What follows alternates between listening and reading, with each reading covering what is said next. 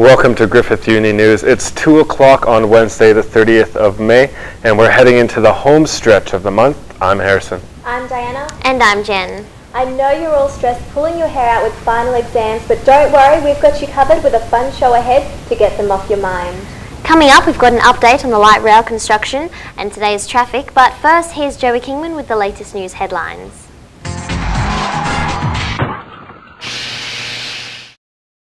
Thanks, guys. The Gillard government has expelled Australia's top Syrian diplomat, Jawdat Ali, giving him until Friday afternoon to leave the country. The decision by Foreign Minister Bob Carr to sack and deport the Canberra-based diplomat was a response to the massacre of more than 100 people in the Syrian town of Hula, most of them children. Senator Carr said in addition to the expulsion, Syria can expect no further contact with Australia until it abides by a UN ceasefire. In local news, the husband of murdered Brisbane woman Alison Baden-Clay has spoken publicly for the second time since his wife's death, quashing rumours his real estate business is closing. Gerard Baden-Clay told reporters it's business as usual for his Century 21 franchise and that the company has simply shifted premises, not closed down. Overseas now, and a strong earthquake yesterday in northern Italy has killed 15 people so far and left many more injured. The 5.8 magnitude quake was centred just outside the town of Modena. It's the second major quake for the region. A magnitude 6 earthquake struck on May 20, killing 7 and leaving hundreds homeless. And those are the latest news headlines, and now here's an update on the light rail construction. Traffic jams, detours, and road rage. All common happenings in a bustling city. Here on the Gold Coast, however, they're all caused by the city's light rail construction project. Started in 2010 and projected to finish in 2014, the transit project has hit the halfway mark in its construction. Streets are closed and some businesses have had to shut down due to the project. We've gone out and pushed ourselves in the market. Places like Sushi Train apparently are down 15%. Another Thai restaurant down the road is down 35%. And that's basically solely due to the light rail system. Restaurants aren't the only businesses that are feeling the pinch. Club Surfers Resort has seen a rise in complaints from residents about the construction as well. What there is the complaints we get are people not wanting to be here because it's like a construction zone. The noise, because it is 24 hours. Even with all the obstacles facing Gold Coast residents, no one is in favor of closing down the construction project that is expected to alleviate some of the city's traffic congestion. We want progress, you've got to put up with these things while they happen. But definitely it's going to happen because there is one big way here up and down, Gold Coast Highway, and on that it's just packed. If you have a track where, the train and tram can go, it's like way more easier. Regardless of the inconveniences caused by the project's construction, it's clear that the Gold Coast will be getting Queensland's first light rail system. One thing you can be sure of is that residents will be looking forward to seeing more signs like this. For Griffith University News, I'm Harrison Triple. Down here on the Smith Street motorway in the entrance to Griffith University, where traffic is moving along nicely. Light rail roadworks are slowing traffic slightly, but commuters should have no trouble driving into university this afternoon. Back to you guys in the studio.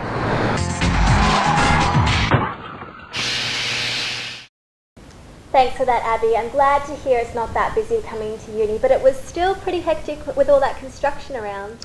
Yeah, I actually spoke to the councillor Lex Bell about that the other day, and he was telling me that even he's against it.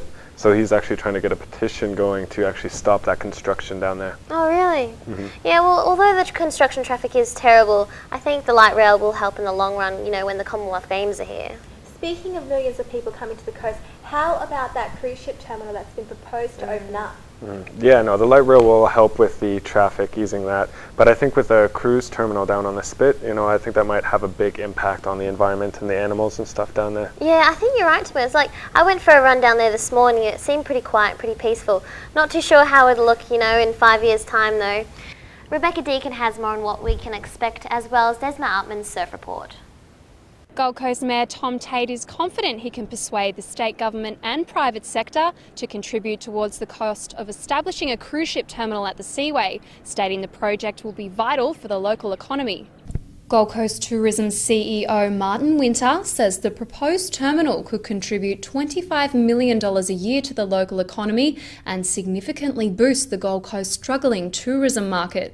Currently, there's over 600,000 people cruise in Australia, and it's growing at 36% per year. So to get them to come into the Gold Coast and spend their time here is going to bring a great deal of economic benefit. Although Tom Tate remains confident he can build the cruise ship terminal in his first term, resistance from local residents and environmental groups has placed major doubt over the proposal. With a cruise ship terminal already located in Brisbane, Gold Coast locals don't understand the need to ruin the coast's attractive waterways. One just an hour's north, and why destroy all this? And it's like the Gold Coast culture. Funding the project is also a major problem for the new mayor. Money the state government says doesn't exist in its budget is needed to reconstruct the Seaway and reconfigure roads. Mr Tate wants to cut $80 million from the budget. One hand. On the other hand, he's saying we want to fund $15 million for a cruise ship terminal. Mr Tate hasn't done his homework. Mr Tate has lied to the people of the city, and unfortunately he's got a lot of answering to do. Rebecca Dakin reporting. Thanks guys. Well, I was down at the spit earlier and there was quite a few people paddling across the Seaway to take advantage of the swell today. The wind is coming from the southeast now and the swell is around 2 to 3 foot on the steps, and it's bigger at around 3 foot on the Tweed coast and the far north end of the Gold Coast. Deep Bar and the other side are picking up more size, but it's a bit messy there except for southern points from Snapper to Coolangatta. It's a great day, and if you're after those small, clean, fun waves, hit the southern points. That's all for now, but I'll see you at the same time tomorrow. Thanks for that, Desma. Yeah, guys, I actually have a confession to make. I've been living here for about a year now, and I still haven't gone surfing. So you know what? I might actually have to grab my boardies today and head down for a swim. Well, you can do that, but I'm not setting foot in that Antarctic water. Oh, it's not that cold. I actually went to Wet n Wild the other day and the water was fine. That's because all the kids use the water as the loo. Yeah, I remember those days. That's actually pretty interesting because our next story is about sneaky loos, and Joy Kingman has more on that. And following Erin Price has the latest on the sports headlines. For around $100 or less, a vial of synthetic urine can be yours, and it's become a necessity for recreational drug users wanting to hang on to their jobs in the mining industry. A local coal miner told us he often uses recreational drugs on his time off. I got a little bottle of fake pee that I carry around with me, and it comes with a warming kit. You just keep it in your pocket. If you ever get tested, you just crack it open, put it around, and use that for your test. Mining industry workers in Australia are under minimal supervision, allowing plenty of time for tampering. Purely, we only need to stand outside the door. We do not actually need to be witnessing the person urinating into the cup. So. Making it easy to sneak in the synthetic urine they use to pass the test. I got a little bottle of fake pee that I carry around with me, and it comes with a warming kit. You just keep it in your pocket. If you ever get tested, you just crack it open, put it around, and use that for your test. This is one of several Gold Coast stores that admits to openly selling synthetic urine for as little as $80 a vial. Shouldn't be doing drugs if they want to go to the mine, should they? No. Very unethical. With huge paychecks on offer, many are still willing to take the risk. Like everyone who I know has taken it has never been caught with it. So. A few people would slip through the cracks, I assume. Joey Kingman, Griffith News Now. Hello, I'm Erin Price, and let's begin with tennis. And in the first round, Bernard Tomic is the only Aussie male through to the second round of the French Open. The 25th seed secured his maiden victory at Roland Garros by beating an Austrian qualifier 7-6, 6-3, 6-3. Leighton Hewitt, on the other hand, drew the short end of the stick, losing 7-6, 6-3, 6-7, 6-3.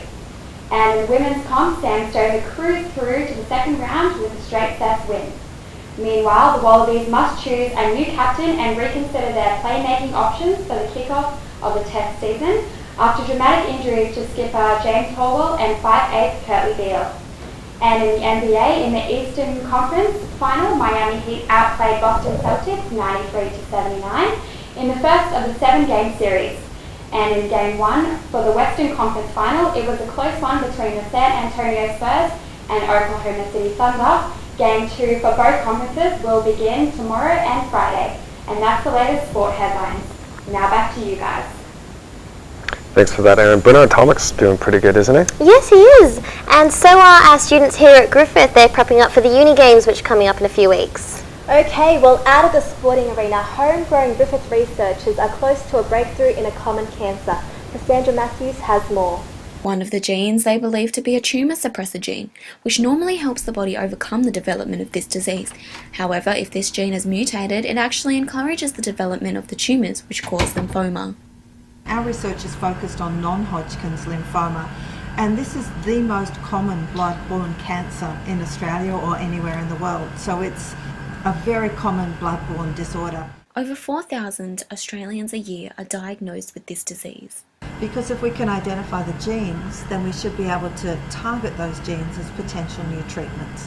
But Griffith Health Institute isn't the only organisation researching this disease. Our group here collaborates principally with QIMR, so we have researchers at Queensland Institute of Medical Research, but also at Princess Alexandra Hospital, and we've been collaborating with those and a group called the Australia Leukemia and Lymphoma Research Group around Australia. Much of the research being done on the non-Hodgkin's lymphoma is focused on looking at new and better ways to treat the disease. Professor Lynn Griffiths and her team at the Griffith Health Institute are in collaboration with a number of other research organisations, and they believe they may be close to a breakthrough with help of volunteers.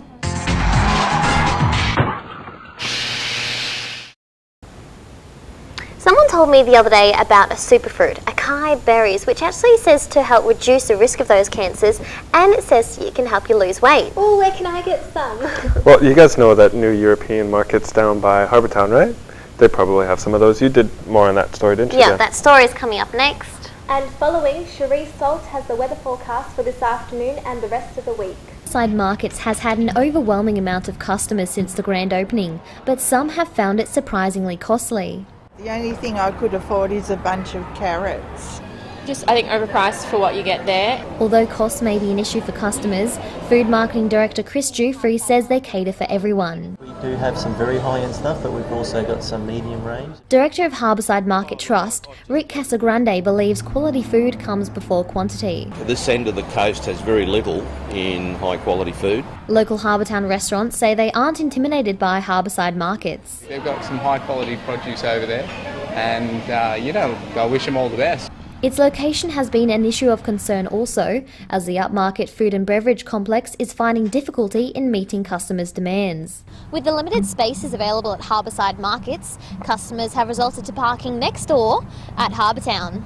Harbour Town management couldn't comment on camera today, but are unhappy with Harbourside Market's customers taking up their car spaces. Chris expressed his concern on whether there is enough car spots available.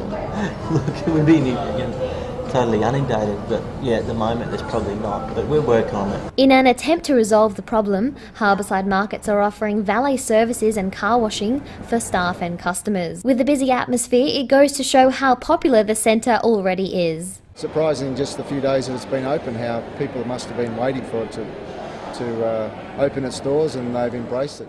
Jennifer Stockwell, Griffith Uni News. Hi, thanks. I'm Cherie with the latest weather update. It's another fantastic autumn day out there. We're currently sitting on 21 degrees and we're heading for a top of 24. And it's going to get down to a chilly 14 overnight. The forecast for the afternoon is scattered showers near the coast and isolated showers inland, but we're yet to see any of that. The winds have been south to southwesterly. They'll shift to south to southeasterly this afternoon.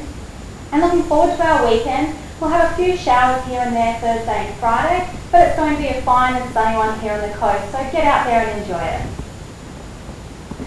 Yeah, I really hope that the sun does come out this weekend because I really need to work on my tan. Well, while you're working on your tan, we've got tips to get to keep you out of the nightlife trouble while partying here on the coast. Justin Powell has more on that story.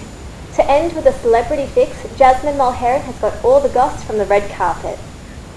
Surfers Paradise, a holiday destination filled with sun, fun and violence. A recent surge of biker activity has seen the once beautiful nightlife town turn into a nightmarish occurrence. Bar fights, glassing and stabbings are becoming more of the image of surfers than their family-friendly orientated one they've tried to create. Today I've hit the streets to see if residents feel safe anymore. I think it's fun for people who like to party. I think it's pretty cool. It's pretty scary, violent. A couple times, most times I go out, there's a fight or something going on. Just when there's huge brawls, when there's multiple people involved, that's pretty bad. Can't usually see what's happening, but yeah, it's usually pretty bad. No, we haven't seen anything bad. It's been pretty good. Perfect. Places like Cocktails and Dreams, Hollywood Showgirls and Shooters seem docile by day but always seem to explode with violence by nightfall. This balcony has played host to a number of brawls and incidents that have ended with serious injury. Beer Garden has also been known to be a hotspot of violence, with many reported incidents each year. The once beautiful image of Surfers Paradise has been tainted and will take some time to restore. Residents and local officials have taken note and are taking action. One of the proposed plans is to introduce GPS tracking of mobile phones while in the surfers' vicinity.